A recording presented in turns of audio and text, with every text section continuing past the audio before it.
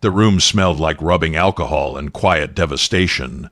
Simone lay in that hospital bed, 4-needle taped to the inside of her arm, gown still damp from surgery, body too weak to sit up straight.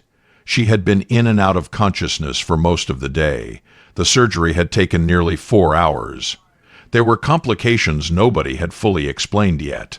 But Simone already knew the worst part. She had known the moment she woke up and reached for her stomach. That instinct, that desperate, trembling reach, and found nothing but flatness and bandage and an emptiness so heavy it had its own weight. The nurse in the corner wouldn't look her in the eye, wouldn't say a word, and that silence said everything a doctor's speech never could. Her baby was gone. 5 months. She had been 5 months along. She had already picked a name. She talked to that child every single night before she fell asleep, whispering promises into the dark about the kind of mother she was going to be. And now those promises had nowhere to go. Simone turned her face to the window. The sky outside was doing something cruel, burning orange and gold like it was celebrating.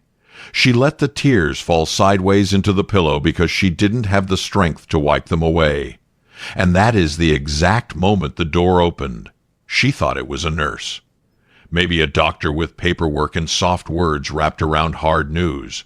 But it wasn't a nurse.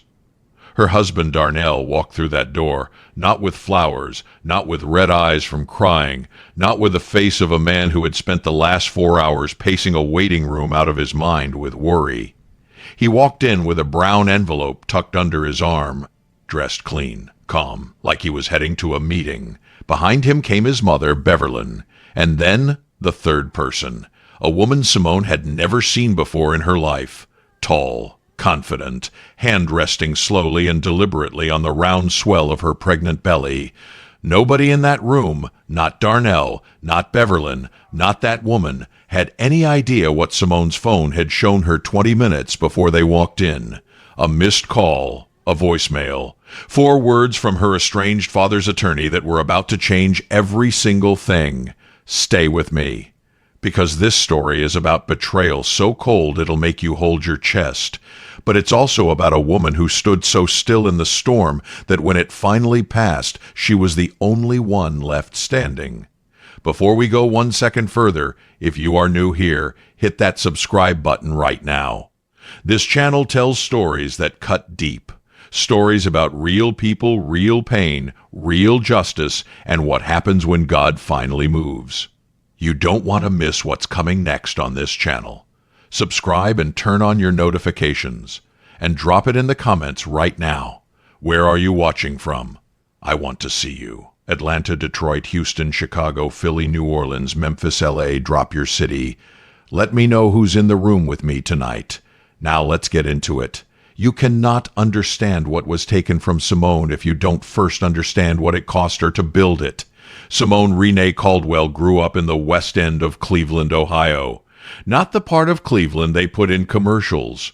The part where the liquor store stays open longer than the library, where you learn early that the world isn't going to hold the door open for you, and where women like Simone's grandmother, Miss Hattie, were the entire backbone of the community without ever once being thanked for it. Simone's mother, Yolanda, was beautiful and broken in equal measure. She loved Simone deeply, but loved her pain more. By the time Simone was 6 years old, Yolanda had disappeared into a cycle of addiction that swallowed her whole, not all at once, but in pieces, like something being slowly erased. There was no dramatic goodbye. Just a slow fading until one day Simone looked up and her mother was just gone from the house, gone from her life, gone from everything except memory. Her father, Gerald Caldwell, was alive but absent in every way that mattered. He had left Cleveland years before and built himself something down in Charlotte, North Carolina, a small chain of auto repair shops that had grown quietly and steadily into something worth real money. He called on birthdays when he remembered, sent money when he felt guilty, never once showed up. So Simone was raised by Miss Hattie, and if you want to understand Simone, who she was, why she endured what she endured, and how she survived what would have finished most people, you have to understand Miss Hattie first. Miss Hattie was 71 years old when she took Simone in and didn't flinch for a single second. This woman had already buried a husband and a son. She had worked in a factory for 34 years. Her knees hurt every morning, and she got up anyway. She didn't have much, but she kept what she had in order. Her house was small and clean. Her faith was enormous and unshakable. And her love was the kind that didn't need to announce itself. It just showed up every single day. Miss Hattie had a saying she repeated so often that Simone could hear it in her sleep. "Baby, a woman who knows her worth doesn't need to argue about her value. She just lives it, and eventually everything that tried to count her out will have to account for itself." Those words became the foundation on which Simone built her entire life. She worked her way through Cleveland State, 2 jobs at a time, sometimes 3. She didn't ask her father for anything. Partly pride. Partly because she didn't know how to ask a man for something he had never once offered. She got her degree in business administration, landed a position at a healthcare management company on the East Side, and started climbing. Slowly, steadily. The way Miss Hattie had taught her was not loud, not flashy, just consistent. By her late 20s, Simone had her own apartment, her own savings, her own name on her own things. She wasn't rich, but she was solid. She was standing. And then Darnell walked into her life. Darnell Osai was everything that looked right on paper. He was successful, ran his own financial consulting firm, had clients across the Southeast, and wore his suits like they were made for him because they were. He was charming without being slick, attentive without being suffocating. When he smiled at Simone the first time at a professional mixer downtown, she felt something shift in her chest that she hadn't felt before. He pursued her the right way, not with games. With intention, he showed up. He called when he said he would call. He remembered small details she mentioned once and brought them back weeks later. He made her feel like the most seen woman in any room. Within 2 years, they were married. The wedding was small, a Saturday afternoon ceremony at a venue hall in Euclid, Ohio, with flowers from a local florist, food catered by a woman from their church. It wasn't over the top. It was theirs. And Simone had stood at that altar believing, truly believing, that she had finally found the thing she had spent her whole life without. A person who chose her on purpose. But there was one shadow on the whole thing. One cold spot in what should have been pure warmth. Beverlyn. Darnell's mother was a woman who had decided she didn't like Simone before she had ever sat across a table from her. Simone was never sure exactly what it was, whether it was where she came from, or what her mother had been, or simply the fact that Beverlyn had spent 30 years being the most important woman in her son's life, and wasn't prepared to share that position with anyone. Whatever the reason, Beverlyn made her feelings known, not through arguments or confrontations, but through the quieter, more poisonous method of small cuts. A comment about Simone's cooking at Thanksgiving. A suggestion, made sweetly, that Simone's career wasn't substantial enough to be taken seriously. Observations about the apartment they first lived in that were technically compliments, but landed like insults. Simone endured it, smiled through it, told herself it would get better, told herself love was enough to outlast anything. She was wrong. 3 years into the marriage, Darnell changed. Not all at once. That's never how it happens. It happened the way a foundation shifts, gradually, underground, invisible, until the cracks appear on the surface, and by then it's already too late. He started working late, then later. His phone became something he guarded like a secret. Conversations that used to last hours now ended in minutes. When Simone tried to talk to him about what she was feeling, about the distance growing between them, Darnell had the same response every single time. "You're overthinking. You're too sensitive. Everything's fine, Simone. Not everything is a problem." She started to believe maybe it was her. Maybe she was too needy. Maybe she expected too much. That is what emotional erosion does to a person. It makes you blame yourself for the damage someone else is doing. And then, 5 months into a pregnancy she had prayed for, something went wrong. She was rushed to the hospital in the middle of the night. Emergency surgery. Complications. 4 hours under the lights while Darnell sat in the waiting room, or so she was told. When she woke up and reached for her stomach and found nothing there, and the nurse looked away instead of speaking, Simone understood. She lay there with the weight of that grief pressing down on her chest like a physical thing. She was still bleeding, still in pain, still hooked to machines. She needed her husband. She needed someone who loved her to walk through that door and hold her hand and tell her they were going to survive this together. Instead, Darnell walked in with that brown envelope and that pressed, businesslike face. And behind him came Beverlyn. And behind Beverlyn came a woman named Treasure, carrying his child. Darnell didn't rush to the bed, didn't ask how she was, didn't say her name with any tenderness. He walked up to the side of her hospital bed and placed that envelope on her lap like he was dropping off a package. "I need you to sign those. I want a divorce." Simone stared at the envelope, then up at him. Her mouth opened, but nothing came out.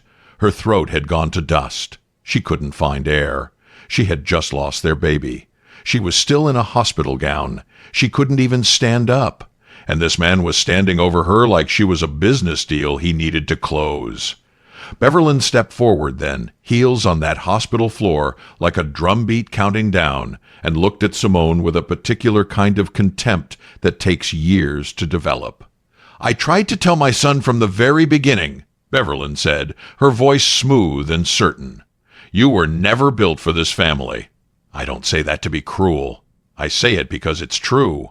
And now look, you couldn't even carry his child. But Treasure over here?" She put her hand on the pregnant woman's shoulder and smiled widely. "She's already further along than you ever got. She's giving him what you couldn't." Simone looked at Treasure. Look for any sign of hesitation, any flicker of conscience. Treasure just moved closer to Darnell, one hand making slow circles on her belly, and said absolutely nothing. "Darnell," Simone's voice came out barely a breath. "I just lost our baby." Something moved behind his eyes for half a second.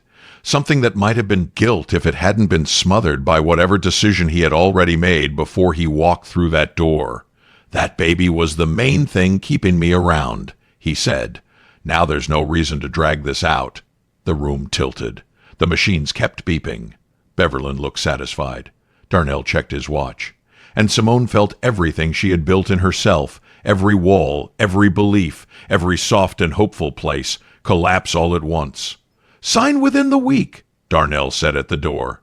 "Don't make this complicated. You know you don't have the means to fight me on this." And they were gone. All three of them. The door clicked shut and Simone was completely, utterly alone. The beeping of the heart monitor was the only sound in the world. She looked at the envelope on her lap, picked it up with shaking hands. And then, with whatever strength her broken body had left, she flung it across that room as hard as she could. Papers scattered and fell against the far wall like surrender. A nurse came running in, an older woman, wide eyes, steady hands. She took one look at Simone and didn't ask a single question. She just sat on the edge of the bed and took Simone's hand. "Whatever just happened in here," the nurse said softly, "you're still breathing. You're still here. And sometimes, baby, that is the whole victory." Simone cried until her body had nothing left to give. But here's the thing nobody in that room knew. Here's the plot twist that was already in motion before Darnell ever picked up that envelope. 20 minutes before he walked in, Simone's phone had buzzed. A voicemail from a number she didn't recognize. A man who identified himself as a senior attorney from a firm in Charlotte, North Carolina. Calling on behalf of her father, Gerald Caldwell. "Miss Caldwell, your father passed away this morning. Before he died, he completed the transfer of all holdings, property, and controlling shares of Caldwell Auto Group, all 14 locations, into your name. As his sole legal heir, you are now the primary owner. We need to reach you as soon as you're able. Please call our office." Simone had listened to that voicemail twice. Then she set the phone down. And then Darnell walked in. He had no idea. None of them did. They came to bury her, and she was already inheriting everything. Don't go anywhere. Because what's coming next, the moment justice actually lands, is the part of this story you came here for. If you haven't subscribed yet, do it right now. And share this with one person who needs to hear it today. Keep watching. 2 weeks out of the hospital, Simone was sleeping on the couch in her best friend Portia's apartment in East Cleveland. Portia was the kind of woman God places in your life specifically for moments like this. Loud where Simone was quiet, unbothered where Simone overthought everything, fiercely loyal in a way that had no conditions attached. She had been there from the jump. She had never trusted Darnell completely, never trusted Beverlyn at all, and had spent years biting her tongue out of respect for Simone's choices. The tongue-biting was over. Portia was furious in the way that only a real friend can be furious, on behalf of someone she loved, with full information and zero apology about it. But even Portia's fire couldn't reach Simone where she had gone, because the destruction didn't stop at the hospital. It followed her home. Simone found out that Darnell had moved treasure into the house they shared, the house Simone had put her own money into, decorated room by room, imagined growing old inside. He changed the locks before she was even discharged, drained their joint account, left her with her clothes and nothing else. And then Beverlyn went to work on her reputation. That woman had a mouth like a weapon and a social network like a net. She started telling people, family members, church folks, mutual friends, anyone who would sit still long enough to listen, that Simone had been running around on Darnell for years, that the baby she lost wasn't even his, that Simone had mental health problems she had hidden throughout the marriage, that Darnell was the real victim in this whole story and had finally found the courage to walk away. Every voix de lit, every lie told with the confidence of someone who has never been held accountable for anything. But lies delivered by well-connected people in the right circles travel faster than any truth can run. People who had been in Simone's life for years started avoiding her. Friends went quiet. Invitations stopped coming. She would see people at the grocery store who suddenly needed to be somewhere else. She became a rumor, a cautionary tale, a version of herself she didn't recognize and had never been. And then the legal notice arrived. Darnell was filing to have her name stripped from the house deed. His attorney was claiming she had been financially dependent throughout the marriage and was entitled to nothing. 30 days to respond or lose all claim to everything. Simone sat on Portia's couch that night holding that letter until her hands went numb. "I gave him everything," she said, not crying, just stating it, like she was reading from a document. 7 years. I loved him through things he never told anyone else about. I built alongside him, and he wants me to disappear like I was never there. Portia sat next to her. Didn't try to fix it, just stayed. "You're not disappearing," Portia said. "I will not allow that." But Simone was already somewhere else. That place people go when the pain gets deep enough that the mind goes quiet just to survive it. She stopped eating regular meals, stopped sleeping through the night. She would sit at Portia's window for hours, looking at nothing, like she was waiting for something she didn't know how to name. The light in her eyes had dimmed to almost nothing. Then one evening, Portia was in the kitchen, and the news came on the television. Tonight, Charlotte businessman and automotive entrepreneur Gerald Caldwell has died at the age of 68. Caldwell, founder of the Caldwell Auto Group, a 14-location chain across the Carolinas and Georgia, passed away following a short illness. His estate, estimated at over $200 million, is expected to be settled in the coming weeks. Caldwell is survived by one daughter. Portia froze in the kitchen. She walked slowly into the living room. Simone was no longer staring at nothing. She was staring at the television screen. "Simone," Portia said carefully, "that's your father." Simone didn't respond. She just watched until the segment ended and the anchor moved on to the weather. Then she picked up her phone and played that voicemail one more time. Something in her face had changed. Not joy, not grief exactly. Something quieter than both. Like a door that had been sealed a long time was finally beginning to unlock. 6 weeks later, a formal letter arrived at Portia's address. Thick envelope, law firm letterhead out of Charlotte. Inside was a document notifying Simone that as sole heir of Gerald Caldwell's estate, she was required to attend the formal reading of his will at the offices of Caldwell and Associates in uptown Charlotte. Portia drove her down. Simone sat in that passenger seat wearing a plain black dress and a small silver bracelet Miss Hattie had given her on her 18th birthday, the one with the engraving on the inside that read, "What's yours cannot pass you." She hadn't spoken much the entire drive, but something in her posture had shifted. Her back was straight. The offices were on the 14th floor of a building in Charlotte's financial corridor. The conference room was full. Business partners, investors, distant relatives Simone had never met, a few journalists who had caught wind of the story. The energy in the room was the particular energy of people waiting to find out how much and who. And then Simone saw them. Darnell, Beverlyn, and Treasure, belly more pronounced now, draped across a chair near the front like she was already comfortable in spaces she hadn't been invited to. Simone stopped in the doorway. Portia's hand found hers. How did they even know about this? Beverlyn, Simone said quietly. That woman could find a way into a locked room with no key and no invitation. They took seats in the back. Darnell was already networking, working the room, shaking hands with men in suits, performing the version of himself that had always cared more about appearances than truth. Beverlyn sat with her reading glasses on, looking like she was ready to start directing things. Treasure scrolled her phone. The attorney, a composed silver-haired man named Reverend Dr. Arthur Webb, who also served as Gerald Caldwell's personal counsel and longtime friend, approached the front of the room and called for quiet. Gerald Caldwell was a man who made his money methodically and his mistakes even more so, he began. He was not a perfect father. He would have been the first to say that. But in his final years, he spent considerable time correcting what he could. These proceedings reflect those corrections. He opened the document. The entirety of the Caldwell Auto Group, all 14 locations, associated property holdings, fleet assets, and liquid reserves, totaling $217 million, is bequeathed in full to his sole surviving heir and daughter. He paused. The room leaned in. Simone Renee Caldwell. The silence lasted exactly 2 seconds. Then the room erupted. Darnell's head snapped toward the back. Beverlyn's composure cracked clean in half. Treasure looked up from her phone with the expression of someone who had just realized they were in the wrong building. And Simone stood up. She walked from the back of that room to the front.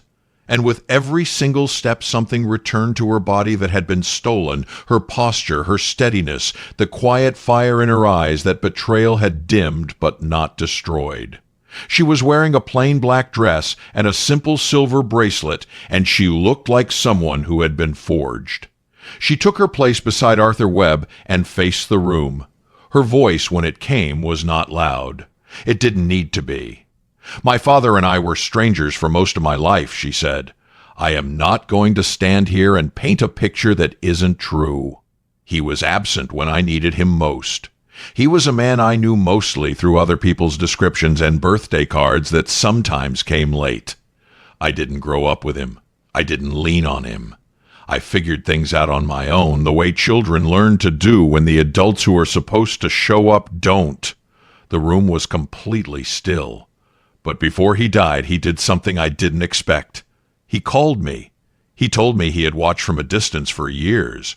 Watched me work through college. Watched me build a career. Watched me survive things that should have had someone in my corner and didn't. He said he saw everything. He just didn't know how to walk back to a daughter who had learned to live without him. She paused. He said he couldn't give me back the years, but he could make sure nobody ever counted me out again. Her eyes moved to Darnell. He looked like a man watching a wall fall toward him in slow motion and knowing he couldn't move fast enough. "There are people in this room who came here today thinking they had already won," Simone said, her voice low and level as a blade. "People who stood over me in a hospital bed while I was still bleeding and told me I was nothing. People who spread lies about my character to save their own. People who tried to erase my name from everything we built together like I never existed." She let that sit. "I don't need to explain myself to any of you. You already know what you did. And now you're standing inside the inheritance of the woman you wrote off." She signed the documents. The cameras in the room, which a few journalists had managed to get in, captured it all. The pen touching paper, the attorney nodding, Simone handing it back without a tremor in her hand. Darnell pushed through the crowd as she turned to leave. Simone, wait. This changes things. We should sit down and we were married for 7 years.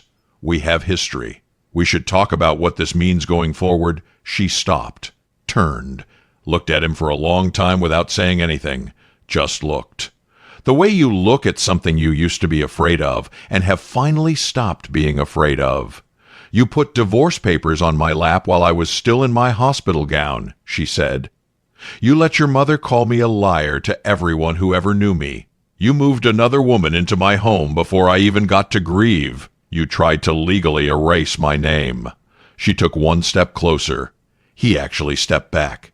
There is nothing to talk about, Darnell. You decided everything already. Go live with it. She walked out. Portia was at the door. Tears she was trying to hold back running loose down her face anyway, and she grabbed Simone's hand, and they walked out into the Carolina afternoon together. I need you to stay right here, because what happened to Darnell, to Beverlyn, and to Treasure after this, that is the part people don't talk about. The consequences. The reckoning. Don't move. And if this story is doing something to you right now, drop a comment. I see every single one. Make sure you are subscribed to the channel, and don't forget to drop your location, telling us where you are watching from. We love to know our viewers around the world. Simone didn't chase revenge. That is the thing about a woman who was raised right. She doesn't have to chase anything. She just does what's right and lets the truth run its own race.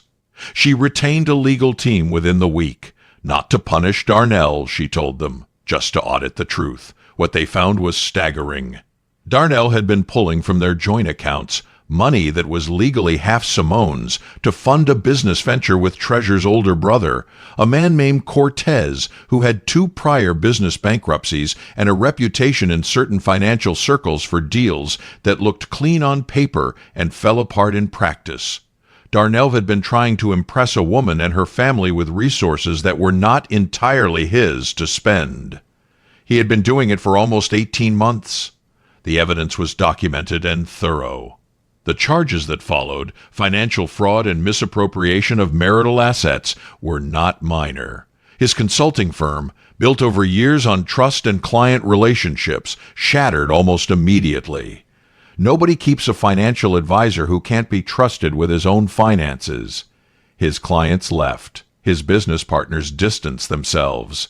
His operating licenses were flagged pending investigation. Within 7 months, Darnell Osai went from a man who believed he had orchestrated his own elevation to a man who had lost nearly everything he had spent a decade building. The house repossessed. He had taken the mortgage into his own name as part of the divorce proceedings, cut Simone out of the deed, and then couldn't make the payments once the money dried up.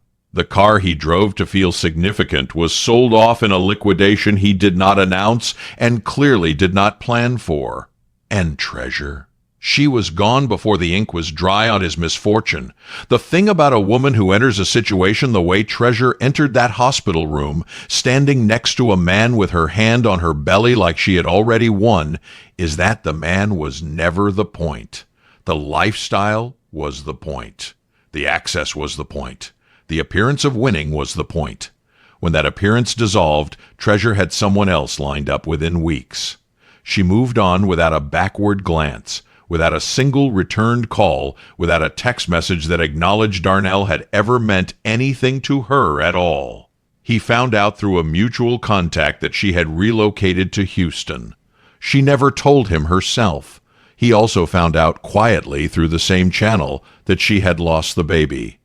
The community split over that news the way communities split over complicated pain. Some people said it was karma finding its address. Others said life was just cruel in non-specific ways. What it meant, in the most practical sense, was that the child Darnell had used as a reason to abandon Simone never came into the world. He lost both, the one he'd been given and the one he chose, and he had to live inside that knowledge. As for Beverlyn, her collapse was quieter but no less complete. For 25 years, Beverly's entire social identity had been tethered to her son, Darnell's mother. That was her currency. That was how she got invited to things, how she held influence in the church women's group, how she walked into rooms with her chin up. Her son's success was the only success she claimed loudly. But now her son was a disgraced financial consultant with fraud charges and no business to speak of. Now she was the woman who had walked into a hospital room to watch her son serve his grieving wife divorce papers. Now she was the architect of a lie campaign that had been fully exposed when Simone walked into that Charlotte conference room, and the whole world saw exactly who the woman they had counted out actually was. The circles abandoned her one phone call at a time.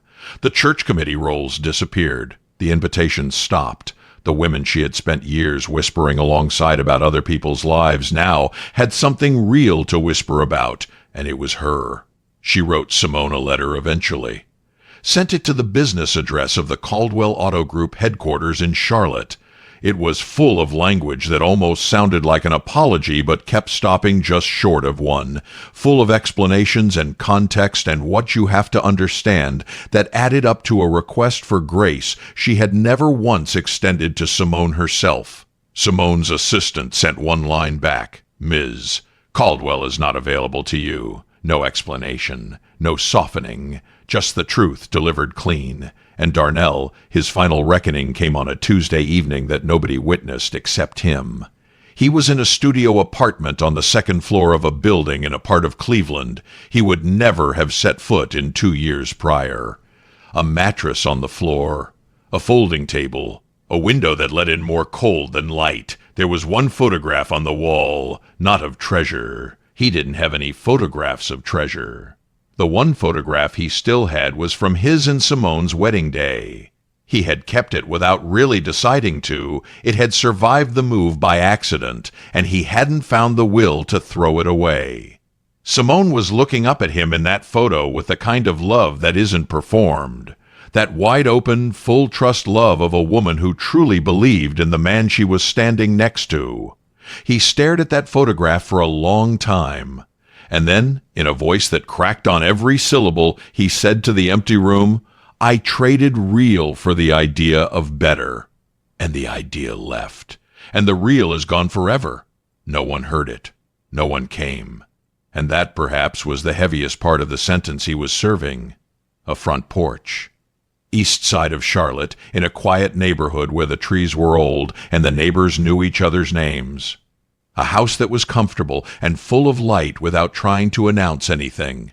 A home that felt like the person living in it had chosen peace intentionally, deliberately, over everything that used to make noise. Simone sat in a wooden rocking chair with a composition notebook in her lap and a mug of coffee that had mostly gone cool. Her hair was out, thick and natural, pinned back loosely. No jewelry except the silver bracelet from Miss Hattie, still on her wrist after all these years. She looked different from the woman in that hospital bed. Not older exactly, more settled, the kind of settled that only comes from having survived the unsurvivable and coming out knowing exactly who you are. She had restructured the Caldwell Auto Group thoughtfully, putting the right people in the right positions, honoring the workers who had kept those 14 shops running while Gerald was sick, and building a leadership team that didn't require her to sacrifice her peace for productivity. She was involved without being consumed. She had seen what obsession with the business had cost her father in human connection, and she refused to repeat that lesson. Instead, she poured her real energy into the foundation she had started 6 months earlier. The Hattie Caldwell Foundation, named for the woman who had been her entire world when the world was otherwise empty, provided emergency housing assistance for women leaving difficult situations, college scholarships for first-generation students from Cleveland and Charlotte, and financial literacy workshops in underserved communities. Everything Simone had needed at some point in her life and hadn't had access to, she was building access to for others. A reporter had come out to interview her for a regional business publication a few months back. Young woman, eager, notebook in hand. The questions were what you'd expect. The inheritance, the scandal, the dramatic reversal. The reporter got to her last question and paused before she asked it. Do you have any anger left? About what happened to you? Simone considered the question with genuine honesty. I had a grandmother who told me from the time I was small that what's mine couldn't pass me, that it would find me. I spent a lot of years testing whether that was true. When Darnell walked into that hospital room, I thought the answer was no. I thought maybe some things just get taken and they stay taken. She paused. But what I know now is this. The people who tried to take things from me were only ever holding what was mine temporarily. They could never keep it, because what's yours finds you. It always does. She looked out at the trees. I don't carry the anger anymore. Anger is heavy, and I've carried enough heavy things. I only pick up what grows. The reporter wrote that down slowly, like she was making sure she got every word. Now, on the porch, with the morning coming in gold and slow through the trees, Simone opened her composition notebook and wrote at the top of a fresh page, What's yours cannot pass you, Miss Hattie. She held the pen still for a moment. Then she wrote underneath it. She was right. She closed the notebook, leaned back. Let the morning do what mornings do when you finally have the space to receive them. Simone didn't win because she fought back harder. She didn't win because she planned some elaborate revenge or spent her pain chasing people who had already revealed themselves. She won because she stayed true to who she was, even in a hospital bed, even on a couch that wasn't hers, even when the lies were louder than she had energy to counter. She won because she knew, somewhere beneath all the grief and humiliation, that the women who raised her didn't pour all that love into her for her to end at someone else's cruelty. The people who tried to hollow her out ended up hollowed themselves. Not because she made it happen. Because that is simply what happens when you spend your energy tearing down what God is building up. The storm came for Simone. It came hard, and it came from every direction. But she stood still. She kept her back straight. And when the storm finished, she was the only one still standing in the same place she started, just taller. If any part of Simone's story landed somewhere real inside you today, if you've been in a room where someone tried to count you out, if you've been lied about, overlooked, discarded like your presence never mattered, then hear this. Your value doesn't depend on who recognizes it. It doesn't get smaller because someone chose not to see it. It doesn't expire while you wait for the world to catch up to what God already knows about you. The season you're in right now is not your conclusion. It is part of the story. And the best part of the story hasn't been told yet. Subscribe to this channel and stick around. We tell stories here about real strength, real consequence, and real redemption. Stories that remind you who you are when everything is trying to tell you that you're less. Share this with someone who is in their storm right now. Someone who needs to know that standing still isn't the same as giving up. Someone who needs to hear that what's theirs cannot pass them. Drop a comment. Tell me what line hit you hardest today. Tell me where you're watching from. Tell me what you're fighting through right now, because this community sees you. I'll see you in the next one, where justice doesn't always come loud, but it always comes.